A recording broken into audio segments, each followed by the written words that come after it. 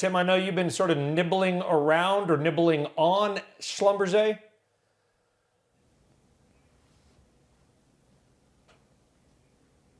All right, well, according to my notes here, Tim Seymour has been nibbling on or around SLB. Guy Adami, I mean, you've talked about this name in the past as well. I mean, you get my point. If you believe most of these oil company stocks are down 70 and 80%, you either believe they're going to go bankrupt, many will, or there will be survivors. And if there is an oil market in 10 years, which there probably will be, some of these have got to be investable at some point. No? Yeah, they're definitely going to be survivors, but they're also going to be bankruptcies. And quite frankly, there should be. I hate to say that. It doesn't give me any joy to say that. But, you know, if you believe in capitalism and corporate Darwinism, there should be. And again, I'll say this.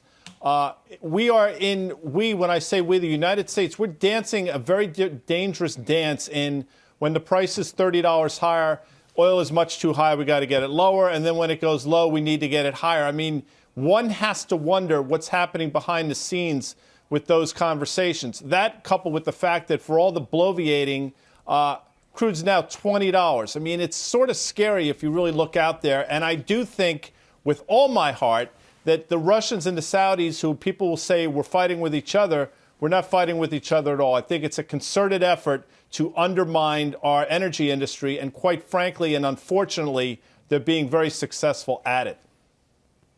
Okay, fair enough. By the way, I interviewed the Saudi energy minister, I think it was 2 days ago. The days are kind of blending together. That's up on CNBC.com, a 21-minute interview. Check it out if you're so inclined. Dan, Nathan, any point of view on oil or the oil complex in general?